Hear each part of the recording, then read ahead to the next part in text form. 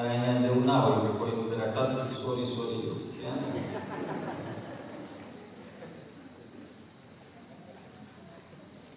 એટલે અહીંયા અમારે જે સવારે જતો તો અહીંના તો બધા પક્ષીઓ પણ બધા બહુ ડિસિપ્લિન મેન્ટેન કરે છે બધા.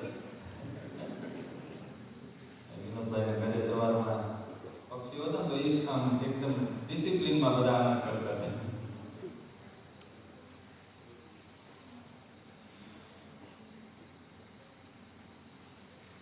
ભીડમાં ટ્રેનમાં જઈ થોડી વાર થઈ તો એક યુવાને હાથ ઊંચો કરીને એ જે કોચ હતો ડબ્બો ટ્રેનનો એમાં પૂછ્યું કે મને પાકીટ મળ્યું છે, કોઈનું આ પોકેટ છે, પોકેટ પર્સ.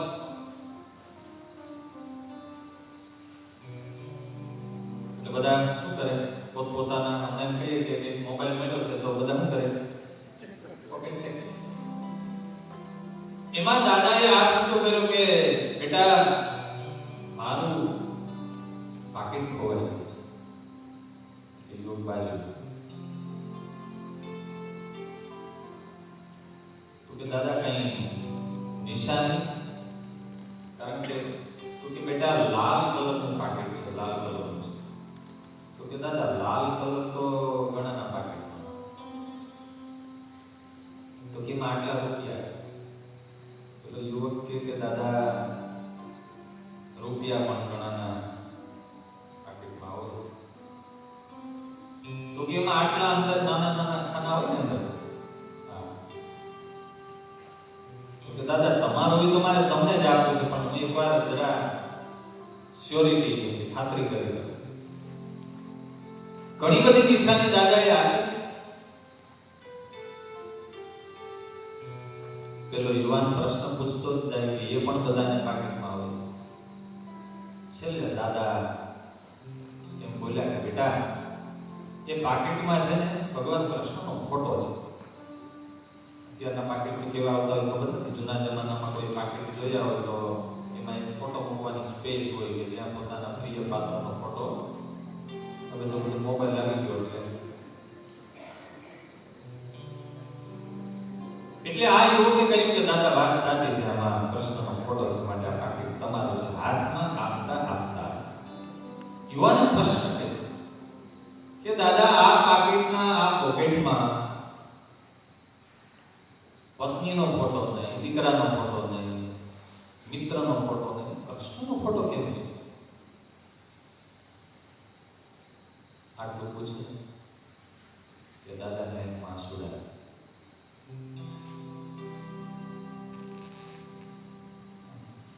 આંસુડા પડે.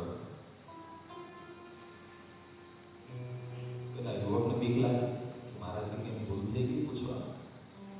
એટલે દાદાએ જરા મારાથી આંસુડા લૂછીને કહ્યું કે બેટા હું જ્યારે 8 વર્ષનો હતો, મારો બર્થડે હતો અને એ વખતે મારા ફાધર, મારા પપ્પાએ ગિફ્ટમાં પાકીટ આપ્યું. એ વખતે આ પાકીટમાં નાની ઉંમરમાં બાળકને માટે સર્વસ્વ એ મા બાપ. એટલે મેં મારા મમ્મી પપ્પાનો ફોટો આપ્યો. જીવન યાત્રા આગળ થઈ, સ્કૂલિંગ લાઈફ ચાલુ થઈ.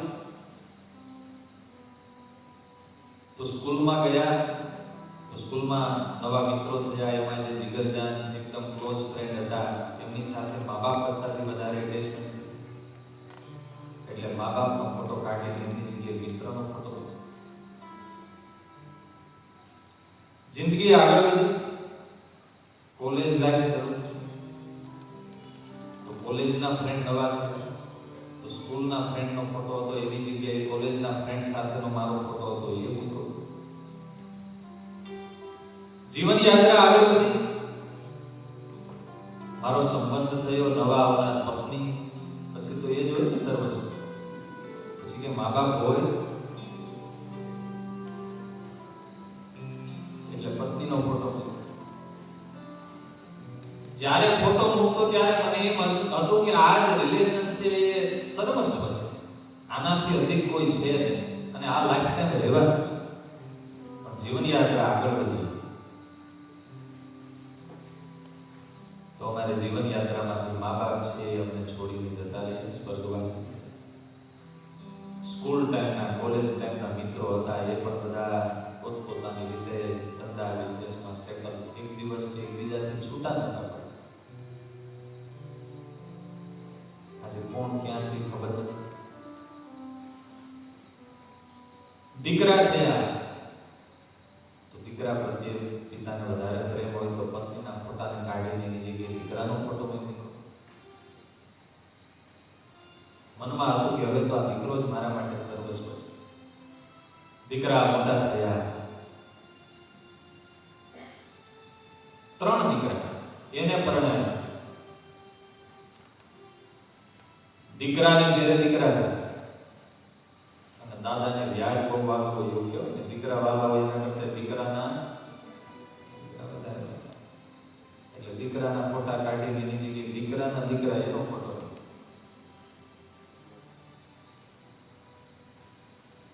દીકરા મોટા થયા, એ પરિણ્યા, ધંધા સેટ થયા, કે મુંબઈ ગયા, કે અમદાવાદ ગયા, કે લંડન ગયા.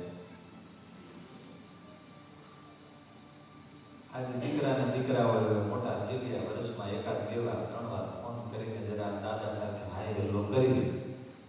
પણ બધા પોતપોતાની રીતે પોતાની મોજમાં અને પોતાના મિજાજમાં બધા જીવે છે. આજે આ 80-85 વર્ષની ઉંમરે છેલ્લે પછી મને એમ થયું કે આ બધા લોકોના જે રિલેશનો છે પરમેનન્ટ કોઈ રહેતા નથી. પત્નીનું દેહાંત થયું તો એ જીવન યાત્રામાં હવે દીકરાઓ એની રીતે જીવે, એના દીકરા એની રીતે. પછી દાદા કે મેં છેલ્લે ભગવાન કૃષ્ણનો ફોટો મૂક્યો. એક વાર રિલેશન બાંધ્યા પછી આપણે એને ભૂલી જઈએ તો જે ભૂલે નહીં એવા તો એક છે.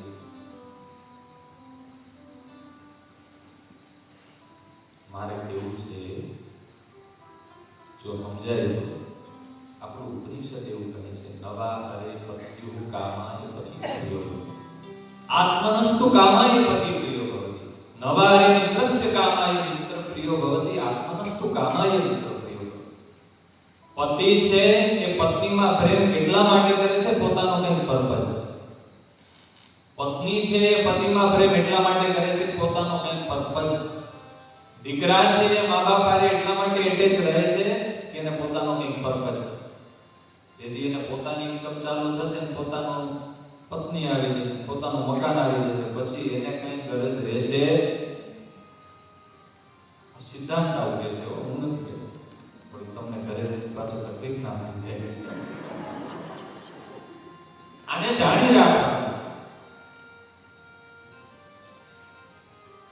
અહીંયા બધા એવું કે છે ને કે મતલબ કી દુનિયા એ 100% સાચું છે. આપણે એટલા માટે જાણી રાખવાનું કે કાલ સવારે આપણે દીકરાને મોટા કરીને સુખી થયા, આગળ વધ્યા અને પછી દીકરા મોટા થઈને હાચવીને આપણને ઓલ્ડ એજ હોમમાં મોકલે તો વાંધો ન આવે. સમજે છે? કારણ કે થવાનું જ હોય, એ સૃષ્ટિનો નિયમ છે. કોઈનો પ્રેમ સ્થિર નથી. અને પાછું એ સિદ્ધાંત બીજો એ છે કે પ્રેમ હંમેશા એક તરફી જ હોય છે. એમ લાગે છે, દાંત કાઢો છો એટલે અનુભવી તો લાગે છે. પ્રેમ હંમેશા એક તરફી હોય છે. ભર્તૃહરિ રાજાની પાછી વાત કરી દઉં. હાલો કરી. ભર્તૃહરિ રાજા હતા, ચક્રવર્તી સમ્રાટ. એને એક રાણી હતા અને રાણી પ્રત્યે અમને આંધળો પ્રેમ હતો. કેવો? રાજાને એમ કે આજ મારા માટે સર્વસ્વ છે, મને એમાં જેટલો પ્રેમ છે એટલો એને મારામાં છે, પણ એ એનો અંધવિશ્વાસ. એક ઋષિ રાજી થઈ ગયા અને રાજાને એક ફળ આપ્યું કે આ ફળ તમે ખાવ એટલે તમારી આયુષ્ય છે એ લંબાઈ જાય, કે તમે અમર જેવા થાય. પણ હવે સારી વસ્તુ આવે તો જે મહંત સ્વામી મને વાત કરી, આપણને કોણ યાદ આવે? એટલે રાજાને થયું કે મારું પ્રિય પાત્ર તો મારી રાણી છે, એને એ ફળ છે રાણી, કારણ કે એ સર્વસ્વ. પણ રાણીને એટેચમેન્ટ બીજા સાથે,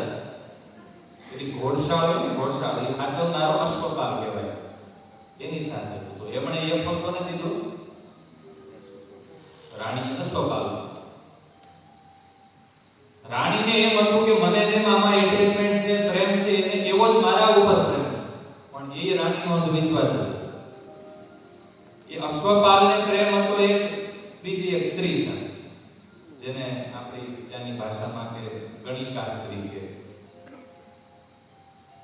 એટલે અશ્વપાલે એ ફળ કોને દીધું? પેલી સ્ત્રીને. અશ્વપાલને એમ હતું કે આ સ્ત્રી છે એ મારા માટે સર્વસ્વ છે. પેલી ગણિકા સ્ત્રીને એમ થયું કે હું આ ખાઈશ ને લાંબુ જીવીશ ને અમર થઈશ તો ઉલટાનું કેટલાયને પાપના ખાડામાં નાખીશ. આના કરતા આપણા રાજા છે ને ભર્તૃહરિ, એ ભગવાન જેવા પવિત્ર છે. આ ફળ જો એ ખાય ને, એ લાંબુ જીવે ને તો આપણા રાજ્યનું સારું થાય. એને એ ફળ કોને આપ્યું પાછું? ભર્તૃહરિને થયું કે મારું આ ફળ તો મેં રાણીને આપ્યું, તો અહીંયા ક્યાંથી આવ્યું?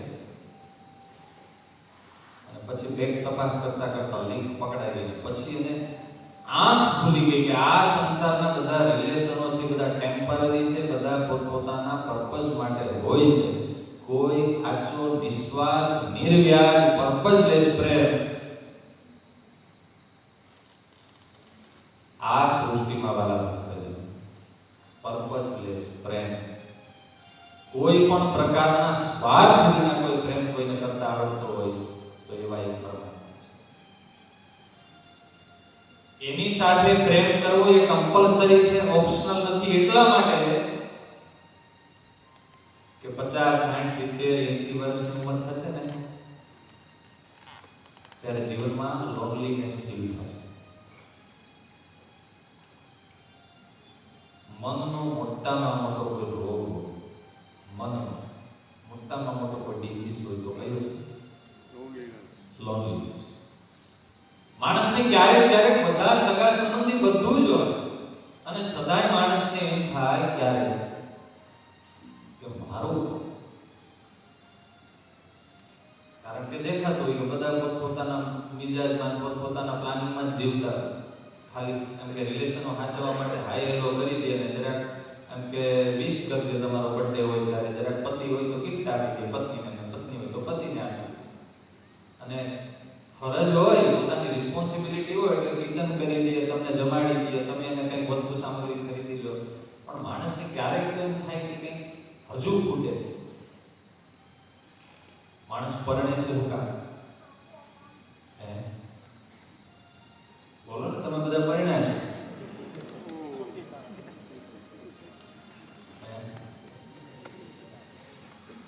ડોક્ટર આરે પૂછતા કે પચવામાં સૌથી વધારે અઘરામાં અઘરો ખોરાક કયો તો કે ગોળ ખાવાનો. એમ તો કે 25 વર્ષ પહેલા ખાતા હતા, હજી નથી.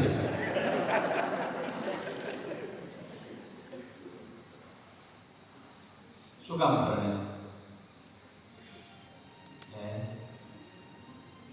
તમે આમ જરાક સેલ્ફ એસેસમેન્ટ કરો, તમે શું કામ પરણવા જાય? આ સૃષ્ટિ ચલાવવા માટે ભગવાને આ વસ્તુ મૂકેલી છે. 18-20 વર્ષ થાય ને એટલે અંદરથી એવી ઈચ્છા જાગે કે આપણું પર્સનલ કોઈ હોય. માણસ કાંઈ લસ્ટ કે કામ બુદ્ધિથી પરણેવું, બધા એજ એના માટે થઈને પરણતા હોય એવું અંદરથી એમ થાય કે મા બાપ તો છે જ, દાદા દાદી તો છે જ, ભાઈ બહેન તો છે જ, પણ કોઈક મારું પર્સનલ કોઈ હોય કે જે મને મારો માને.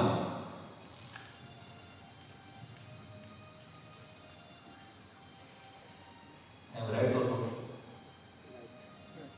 આવું હોય છે સૃષ્ટિ ચલાવવા માટે ભગવાન. આશ્ચર્યની વાત એ છે કે એટલા માટે થઈને એ જે લોનલીનેસ છે એની પૂર્તિ થાય એટલા માટે માણસ પરણે છે. પણ આ દુનિયામાં અત્યાર સુધીમાં કોઈની એ ડિમાન્ડ પૂરી થઈ 50-60 વર્ષે થાય એટલે વળી માણસ 50-60 વર્ષે નહીં, આ લાઈફ જીવતા જીવતા માણસને અઠવાડિયે 2 વાર થતું જ હોય કે મારું કોણ. હસો છો એટલે અનુભવી તો લાગો છો.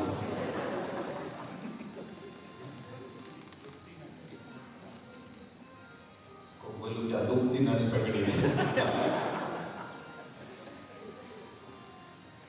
હા,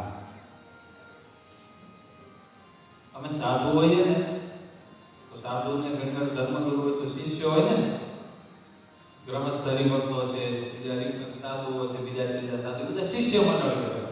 એટલે ઘણી વાર એને એમ હોય ગુરુ હોય એટલે કે આ બધા મારા છે, પણ હકીકતે હોય એ બધા પોતાના પર્પઝ માટે આવતા.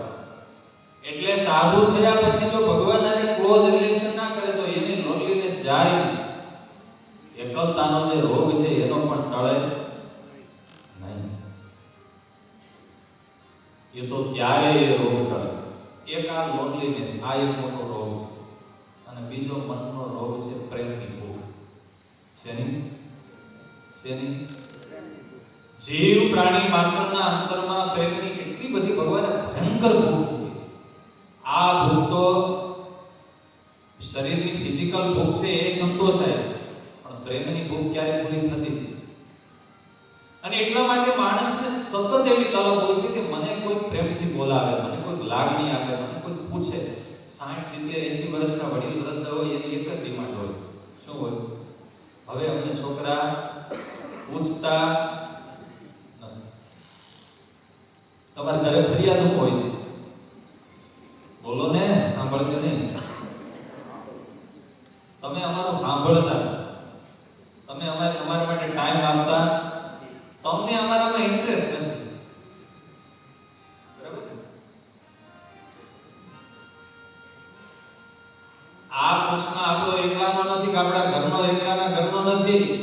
દુનિયાના પશુ, પક્ષી, પ્રાણી, જીવ, પ્રાણી, મનુષ્ય બધાનો પ્રશ્ન છે. બે ભગવાનના રોગ એવા મૂકેલા છે મનમાં. એક તો એકલતાનો રોગ અને બીજી પ્રેમની ભૂખ. કોઈ કે મને લાગણી મળે.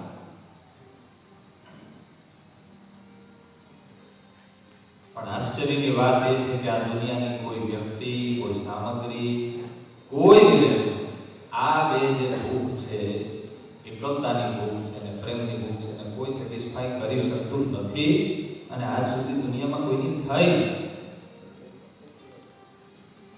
એ બંને ભૂખને સંતોષે એવો કોઈ એક રિલેશન હોય, એક કોઈ વ્યક્તિત્વ હોય, તો એક માત્ર ને માત્ર ભૂખ છે. અને એટલા માટે એની સાથે રિલેશન છે એને ઓળખ્યા સિવાય, એને આપણે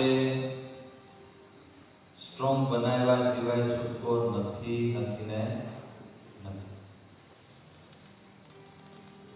એક પુસ્તક છે એમ.વી. કામત, વાંચા જેવું પુસ્તક છે. એમણે લખ્યું છે અંતિમ પ્રયાણ. પુસ્તકનું નામ શું છે?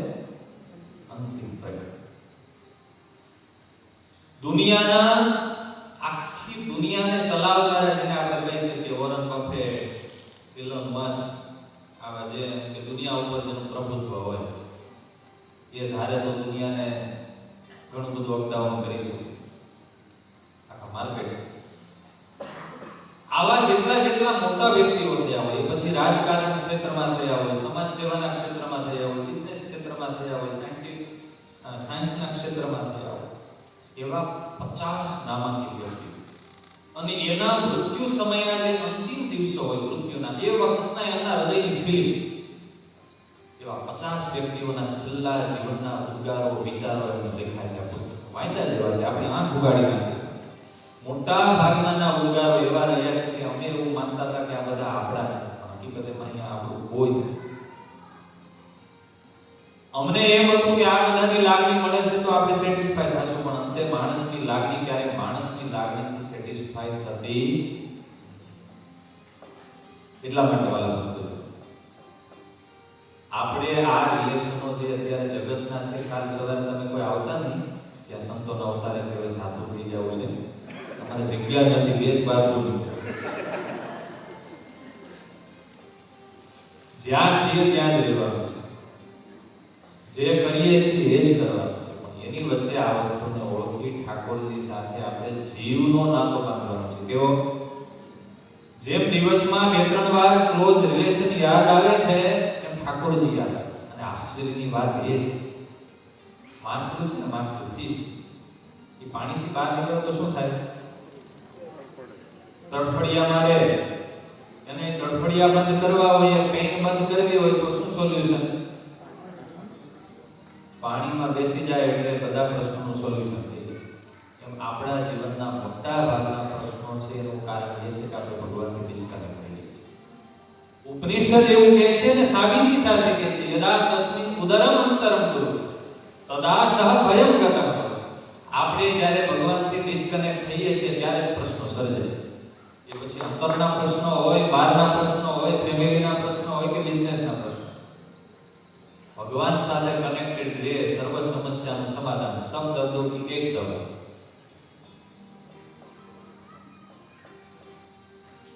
અને એટલા માટે બ્રહ્માનંદ સ્વામી આદિ મોટા મોટા સંતોએ અને શાસ્ત્રોએ કીધું છે કે સાચું સગપણ એ ભગવાનનું છે.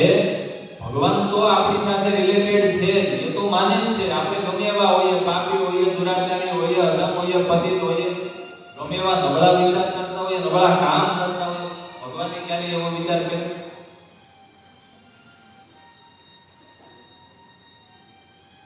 કે આ બહુ પાપ કરે છે તો કાલથી ના શ્વાસ બંધ કરી દેવા છે?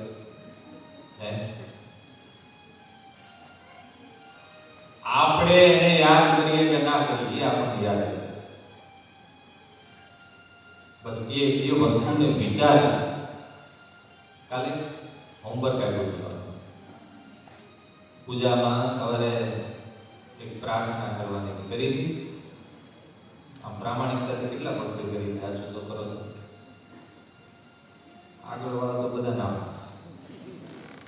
કાલે કરજો, કઈ વાત નહીં, હજી એક ચાન્સ, બીજી વાર પેપર સેકન્ડ ટ્રાય હોય ને. શું પ્રાર્થના કરવાની વાત હતી?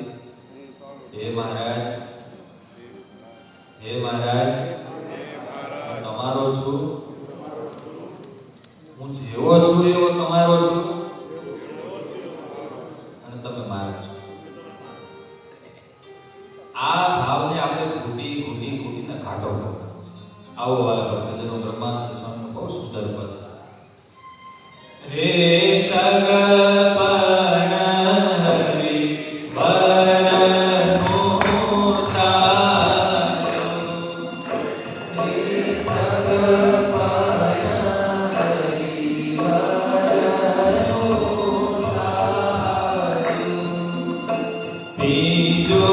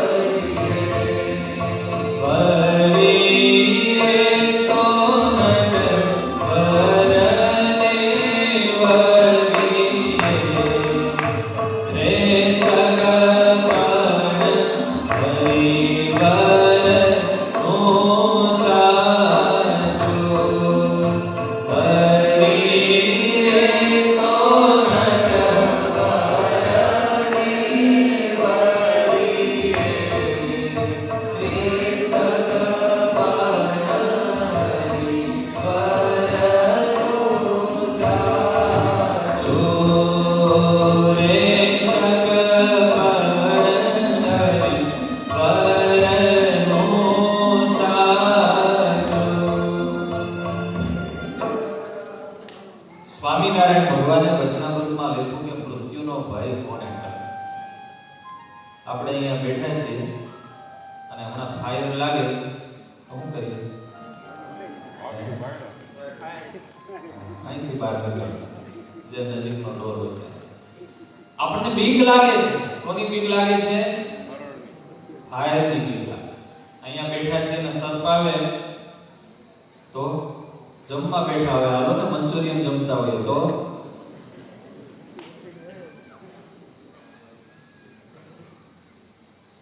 ગાડીમાં જતા હોય ને ફૂલ સ્પીડથી જતા હોય ને એમાં સામેથી ટ્રક આવી જાય ને એ જીવા કે મર્યા, ટ્રકની બીક લાગે ને. એ બીક ટ્રકની નથી, બીક સર્પની નથી, બીક ફાયરની નથી. મૃત્યુની બીક છે એટલા માટે સર્પની બીક લાગે છે, એટલા માટે ફાયરની બીક. અને એ તો આવવાનું છે. આપણા શાસ્ત્ર એવું કહે છે કે ભગવાનનો ભગત હોય, કબીરજીએ લખ્યું મરને સે સબ જગ ડરા મેરે મન આના. હું તો રાહ જોઈને બેઠો છું કે ક્યારે મૃત્યુ આવે. મરવાનો આનંદ હોય કે દુઃખ હોય? હે, અત્યારે તો આપણી દશા એવી છે, જો અત્યારે મરવાનું આવે તો અત્યારે દશા એવી છે કે આપણે તો હેરાન થઈ જઈએ. કઈ વાંધો નહીં, પણ મરતા પહેલા એવું કરવું પડશે કે આપણને મૃત્યુનો ભય છતે દેહ ટળી. હું તમને સિમ્પલ એક્ઝામ્પલ આપું. હમણાં સભા પૂરી થાય, આજનો ટોપિક છે ને થોડો મહત્વનો છે. 15 મિનિટ ટાઈમ 9:30 સુધી લેશું, બરાબર? 9:30 સભા પૂરી થાય ને તમારે તમારી ઘરે જવાનું હોય તો બીતા જાઓ કે દોડતા હરખાતા જાઓ? હે, હરખાતા કેમ? ઘરે જવાનું છે, ઘરે જવાનો ભય હોય. એમ ભગવાનનો ભગત છે એને જીવમાં એવું નક્કી થઈ ગયું છે કે મારા જીવના હાચા હગા હાચા મા બાપ, જેમ આ દેહના મા બાપ એક છે એમ મારા આત્માના મા બાપ છે. કોણ છે? ભગવાન છે. મારે મરીને ક્યાં જવાનું છે? આ ઘર છોડીને પરમેનન્ટ ઘરે જવાનું છે. તમે હોટલમાં ગયા હો, ભલે હોટલમાં બધું સારું હોય, લક્ઝરી હોય, પણ સાચી મજા તો ક્યારે આવે? પાછા ઘરે આવો. ભગવાનનો ભગત જેને જીવમાં બિલીવ એવું થઈ જાય, પાકું આમ જીવમાં નક્કી થઈ જાય કે મારા આચા હગા ભગવાન છે, તો એને છતે દેહે મૃત્યુનો ભય ટળી જાય. અને આ ટાળવો તો પડશે ગમે એમ કરી, એના વિના છૂટકો છે.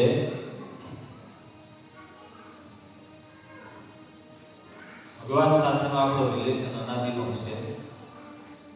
એ રિલેશન બાંધ્યા સિવાય છૂટકો નથી. હવે એ રિલેશનને ઘાટો કેમ કરવો, પાવરફુલ કેમ બનવો, એની થોડીક આપણે ડિસ્કશન હવે છેલ્લી 15 મિનિટ કરીશું. તમને તમારા લાઈફમાં જ્યાં જ્યાં પાવરફુલ રિલેશન હોય એ યાદ કરો. યાદ આવે છે? યાદ આવે છે? તમારા પરિવારમાં હગા તો 50 જણા છે, એમાંથી આમ તમને દિલથી તમારા મનાતા હોય, ક્લોઝ રિલેશન કેવો એ શું કામ છે? આપણને એનામાં એટેચમેન્ટ ને મારાપણું એટલા માટે છે કે એને આપણામાં મારાપણું છે. એ વ્યક્તિ આપણામાં કંઈક ઇન્ટરેસ્ટ લેતા હશે, ભલે ને તમારા દૂરના કાકા હોય, પણ તમને એ મદદ કરતા હશે તો તમને એનામાં મારાપણું હશે. બાજુના હગા કાકા હશે પણ એ કોઈ દી હામું નહીં જોતા હોય તો રિલેશન મેન્ટેન કરતા હશે. સમજાય છે?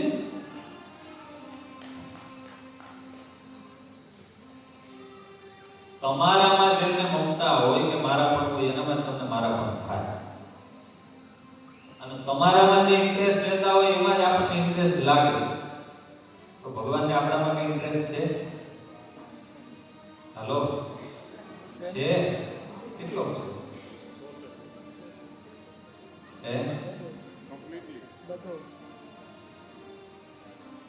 આપણું ઉપનિષદ એવું કહે છે, આપણું શાસ્ત્ર એવું કહે છે, અંગૂઠો છે ને, અંગૂઠો આટલી સ્પેસ, આ સ્પેસમાં સૂક્ષ્મ એટલા બધા સોલ આત્માઓ જીવો હોય છે કે એને જો ફિઝિકલ બોડી આપવામાં આવે તો આ ખાલી લંડન નહીં, ઇંગ્લેન્ડ નહીં, યુરોપ નહીં, આખું બ્રહ્માંડ ખીચોખીચ ભરે.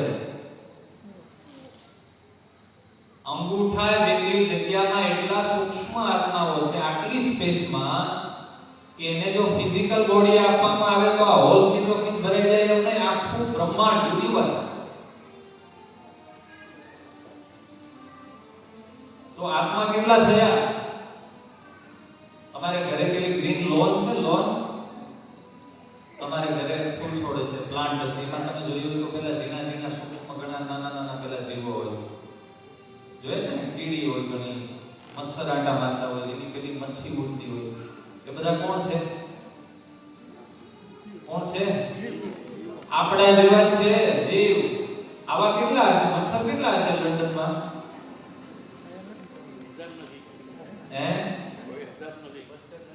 તમારા ઘરે નાના નાના જીવ જંતુઓ એવા કેટલા હશે લંડનમાં? એ જેમ બધા જીવો છે એમ આપણે પણ એમાંના એક જ છીએ, એનામાં આપણામાં કોઈ ફેર નથી. એક દિવસ આપણી દશા પણ એના જેવી હતી. તમે ચાલ્યા જતા હોય તો તમે આમ આમ જરા કીડી બેન ચાલ્યા જાય છે જરા. ગુણાતીતાનંદ સ્વામીએ વાતોમાં લખ્યું કે 2000 કીડીઓની હાર જતી હોય, એમાં રાજા હોય, રાણી હોય, પ્રધાન હોય, વજીર હોય, દીવાન હોય, મેનેજર હોય, બોસ હોય. આપણે ચાલ્યા જતા હોય તો જરા રાજા જાય છે, રાહ જોઈએ કે આપણે તો આપણા મૂળમાં હાલ્યા જઈએ. એ જેમ છે ને એમ આપણે છે, એનામાં આપણા કોઈ ફેર નથી. આ તો દયા કરીને એટલા અનંત જીવો વચ્ચેથી. અને ખાસ પ્રસંગ યાદ છે, નીલકંઠધામ જતા હતા, ચોમાસાનો સમય અને નેત્રંગ વાળો રસ્તો, એ બહુ હિલ સ્ટેશન વાળો રસ્તો છે, એટલે એક જગ્યાએ જરા ઊભા રહ્યા. ચોમાસું અને એકદમ સરસ આમ ગ્રીનરી બરાબર હતી. જે ધર્મલોક સ્વામીની ગાડી અને સંતો સાથે સ્વામી બહાર નીકળ્યા, બધા સંતો, જરા વાતાવરણ સારું હતું. એમાં એક ફૂલ, નાના નાના ઘણા બધા હજારો ફૂલ હતા. સ્વામી બોલ્યા, સ્વામી કે આ ફૂલ છે ને એમાં એક આત્મા છે, એ અહીંયા બેઠો છે. પછી સ્વામી બોલ્યા, સ્વામી કે આપણે કેટલા ભાગ્યશાળી કે આવા અનંત આત્માની વચ્ચેથી ભગવાને આપણને સિલેક્ટ કરી અને આપણને ભગવાનને સ્પેશિયલ મનુષ્ય દેહ આપ્યો. મનુષ્ય દેહ આપ્યો એમ નહીં, ભગવાને સત્સંગમાં આપ્યો, પવિત્ર પરિવારમાં.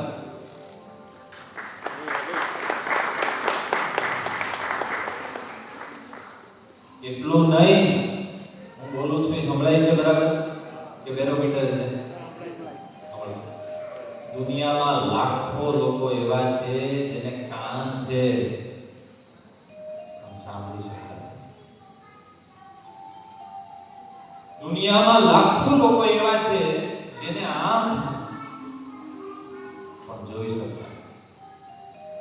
દુનિયામાં લાખો લોકો એવા છે જેને હાથ પગ છે પણ ડિસેબલ છે, કામ નથી કરતા. દુનિયામાં લાખો લોકો એવા છે જેને માઇન્ડ છે પણ માઇન્ડ કામ નથી કરતું, મંદ બુદ્ધિ છે. તમારે આપણે બધું બરાબર છે?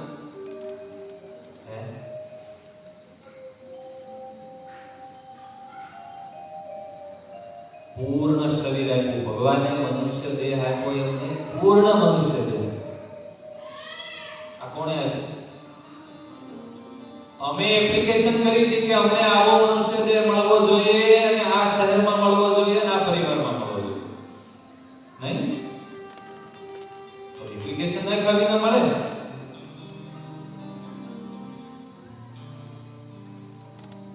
આપણને કોઈ દી વિચાર આવે છે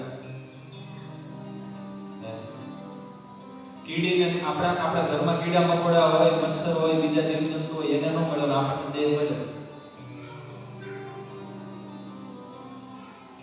कहाँ कहो हरि करुणा तेरी, कहाँ कहो हरि करुणा तेरी. पशु मिटाई मनुष्य मोह कीनो. બ્રહ્માનંદ સ્વામી બોલે છે કેવા છે, કહાં કહું હરિ કરુણા તે. પશુ મિટાઈ મનુષ્ય મોય. આપણે ક્યાંક પશુ પક્ષીની હીન યોનિમાં કષ્ટ વેઠતા, એમાંથી ભગવાને કરુણા કરી મનુષ્ય દે. અને એ મનુષ્ય દે પશુ મિટાઈ મનુષ્ય મોય કીનો. અન્ન જળ પોષત सांझ सवेरी, कहाँ कहूँ हरि करुणा तेरी. ભગવાને મનુષ્ય દેહ દીધો એટલું નહીં, ભગવાને આ જીવને આ લોકમાં મોકલો તો ચિંતા કરી. નાનું બાળક ખાશે શું? હાડ માંસના હૈયા મધ્ય દેવે સર્જા દૂધ જોડે. વિચાર તો કરો, હાડ માંસમાં બાળકનો જન્મ થાય અને માના સ્તનમાં દૂધ ભગવાન મૂકે. ચિંતા ઠાકોરજી કરે કે આ ખાશે શું, અને જેવો બાળક મોટો થાય એટલે ભગવાન પાછું દૂધ લઈ જાય.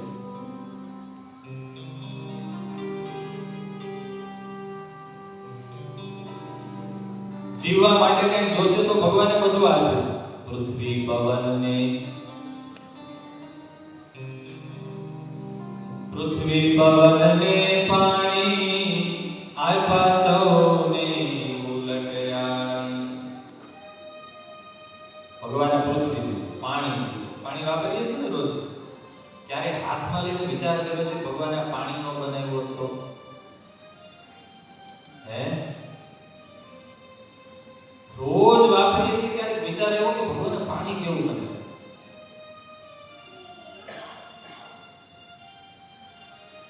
એક દી સૂર્ય ઉગે નહીં તો મહિનો ન ઉગે તો આપણે તો દાણા નાખી દઈએ, ઉગાડે છે કોણ? હે, તમને ખ્યાલ છે ખેતર કેટલા જોયું છે? નવસારીમાં એવું છે, ત્યાં શેરડીનો પાક બહુ થાય. શેરડી વાવે અને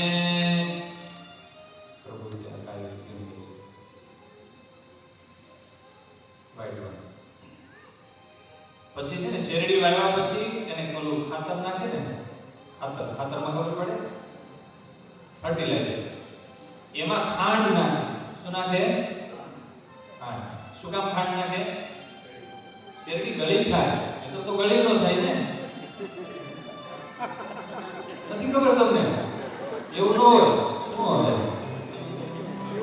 તમે વિચાર કરો, એક જ ખેતરમાં એક જ ક્યારામાં ખેડૂત લીંબુડી હોય, આમળા હોય, કેળ હોય, મરચા હોય, શેરડી હોય, તો મરચા તો તીખા, લીંબુ તો આમળા પૂરા, બેરી તમને ખબર નથી, તમે ખોદજો. નીચે ભગવાને અલગ અલગ ટેન્ક મૂકેલી હોય છે,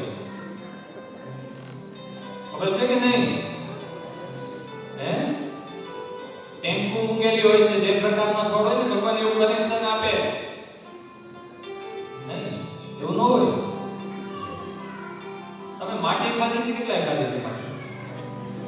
બધા ખોટું બોલો છો, બધાય ખાધી છે. માટીમાં કયો સ્વાદ હોય? હે, એક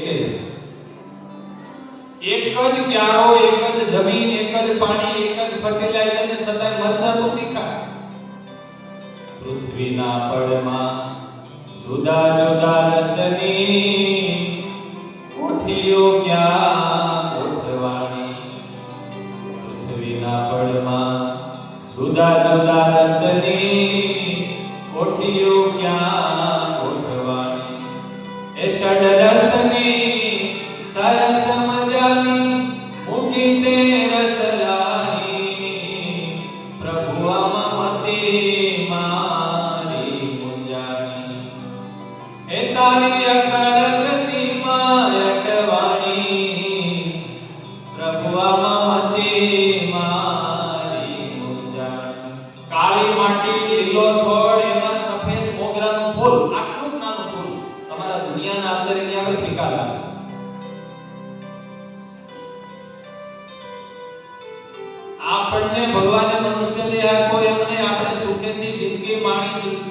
શકીએ એટલા માટે ભગવાને બધી જ વ્યવસ્થા કરી.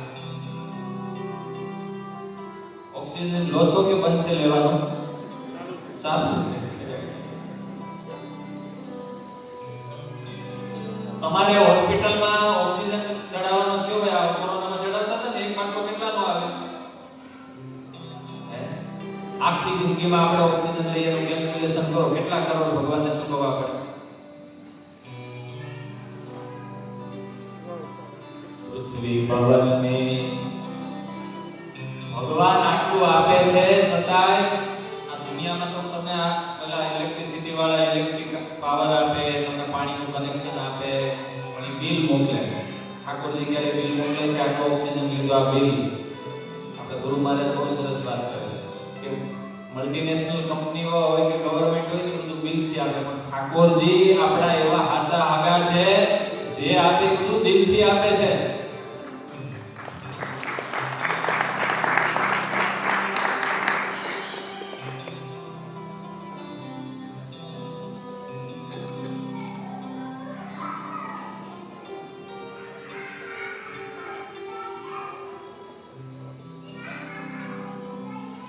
ભગવાને આ શરીર જો તમને થોડું ક્લિક થાય તો છેલ્લી 5 મિનિટ જ જોઈએ છે. લઈ લો.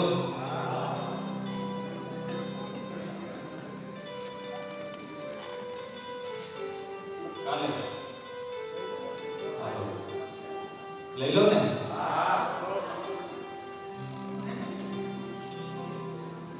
આપણને બધાને એમ છે, તમે જેમાં હા જેમાં કોણ જેમાં? હું જેવો. હું ઉઠ્યો, હું સૂતો, મેં સ્નાન કર્યું. આખા દિવસમાં આપણે એમ જ માનીએ છીએ કે હું મારી રીતે બધું જીવન જીવું છું. સાચું કે ખોટું? આપણને મને ડાઉટ છે? કશું જ ડાઉટ નથી.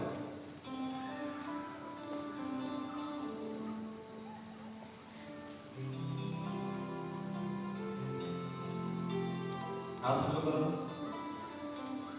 હલો, હાથ ઊંચો કરો. આમ હલાવો તો. ઓકે, સરસ. તો હાથ ઊંચો કરવા માટે તમે શું મહેનત કરી? હે?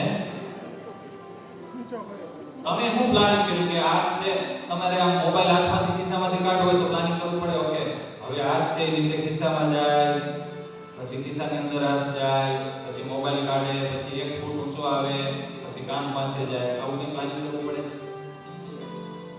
તમે માથું હલાવો છો તો કે પ્લાનિંગ કરવું પડે છે?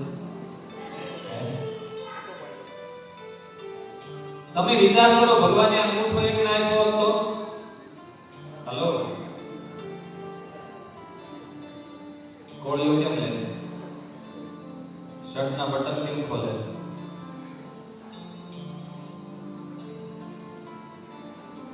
મોબાઈલમાં ચેટિંગ કેમ કરે? તમે વિચાર કરો, એવી રીતે હાથ જાડી પાતળી જે પ્રકારની વસ્તુ આવે એ પ્રકારે હાથ સેટ થઈ જાય. તમે ફોનમાં જો આ શરીર, મારે ખાસ તમને એ સમજાવું છે.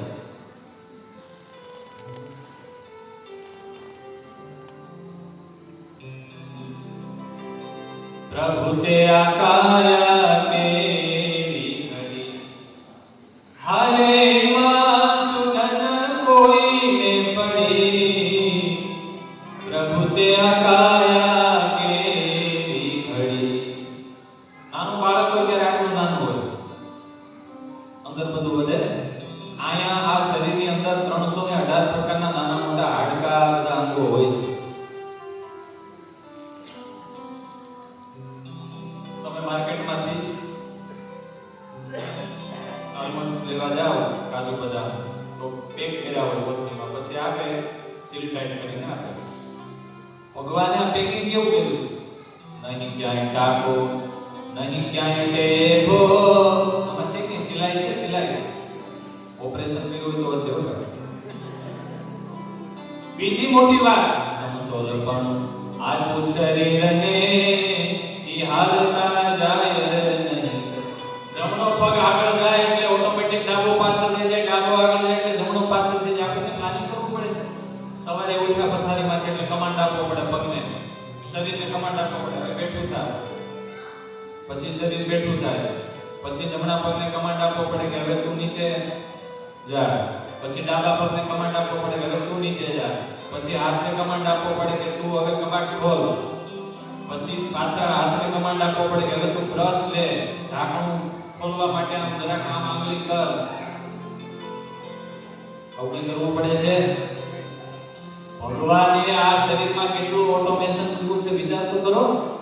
આવું ઓટોમેશન ના મૂક્યું કે ટાણે બધું પ્લાનિંગ કરવું પડે તો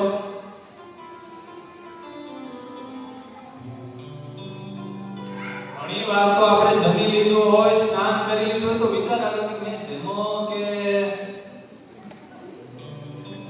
આપણી લાઈફ ઈઝી બને એટલા માટે ભગવાને એટલું બધું ઓટોમેશન મૂકેલું છે કે આપણે એના માટે રૂટીન લાઈફ માટે કોઈ એક્સ્ટ્રા એફર્ટ કરવો ના પડે.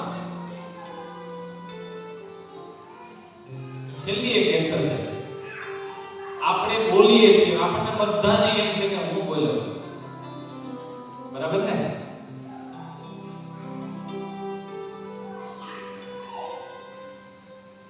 વ્યાકરણ શાસ્ત્ર, આપણા વ્યાકરણ શાસ્ત્રમાં સૂત્રો છે.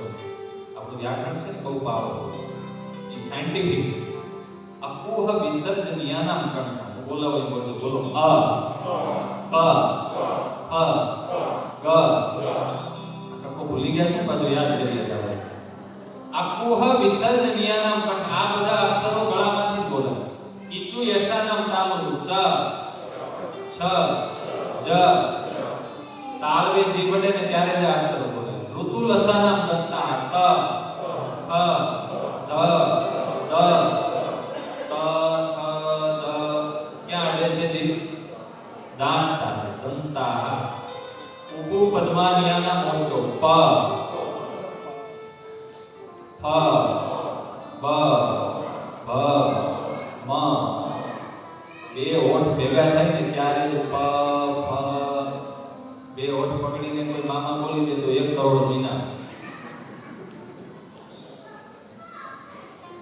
હવે આપણે વિચાર એ કરવાનો છે કે આપણે બોલવું હોય મોબાઈલ તો મગજ દોડાવવું પડે છે. જીભ તાળવે અડાડીશ, દાંતે અડાડીશ, ઉપર કરીશ, નીચે કરીશ, મોઢું લાંબુ પહોળું ટૂંકું કરીશ. કેમ લાગે છે?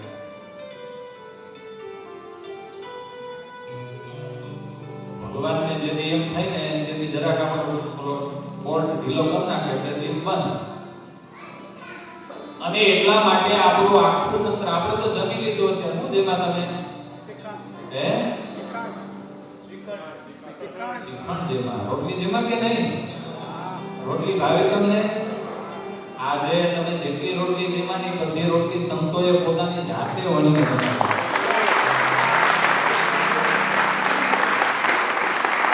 કારણ કે આજે અર્જુનભાઈને ત્યાં એના ધર્મપત્નીનો જે ફિનરલનો પ્રસંગ હતો એટલે સંતો 2:30 વાગ્યાથી 4:30 વાગ્યા સુધી સંતોએ, આપણને સંતો સાથે રિલેશન વધારે છે કે સંતોને આપણી સાથે વધારે રિલેશન છે? વાલા ભક્તજનો, આપણે જીવતા નથી, ભગવાન આપણને જીવાડે છે. એ આપણને ખાલી ખબર પડી જાય, આપણે જમી લીધું, હવે બધી વ્યવસ્થા કોણ કરશે અંદર? આપણે કરીશું, બરાબર ને? 2 દી પચવાનું બંધ થઈ જાય તો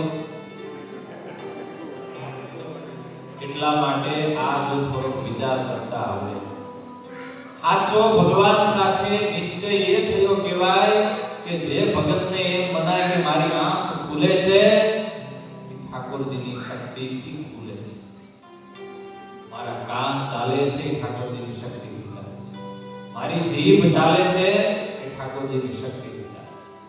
આવું મનાઈ જાય અને આવું જો દેખાવા માંડે ડગલે ને પગલે તો ભગવાન હારે રિલેશન બાંધવો પડે નહીં, ઓટોમેટિક થઈ જાય. આપણે એને યાદ, ભગવાન એટલે આપણને યાદ કરવાનું ભૂલી જાય તો, એટલે તો શ્વાસનો પંપ આપણને નથી આપ્યો. ભગવાન જાણે કે આ ભૂલકણો છે, મને ભૂલી જાય છે તો શ્વાસનો પંપ તો ભૂલી જાય ને. એટલે સુતા હોય તો એ શ્વાસ કરે. ત્યારે વાલા ભક્તજનો, ભગવાનની આ કરુણાને અને કૃપાને યાદ કરીએ તો ભગવાન સાથેનો આપણો રિલેશન છે બોન્ડ થાય, પાવરફુલ થાય. હગા તો છે જ, માનીએ તો છીએ, પણ વાલા હગા એ છે એવું આપણા જીવનમાં દ્રઢ થાય. મહારાજના ચરણોમાં પ્રાર્થના કરીએ. આપણી ડે ટુ ડે લાઈફમાં ક્યારેક આ થોડું આપણે રિયલાઇઝ કરતા શીખીએ તો મહારાજ જરૂર આપણી ઉપર રાજી થાય અને ભગવાન સાથેનું અટેચમેન્ટ પાવરફુલ બને. આટલી આજની પ્રવચનમાળા 2 મિનિટ આપણે બંધ કરી અને ત્યારબાદ શ્રી સૂચનાનું શ્રવણ કરીને પૂરું કરીશું. સ્વામિનારાયણ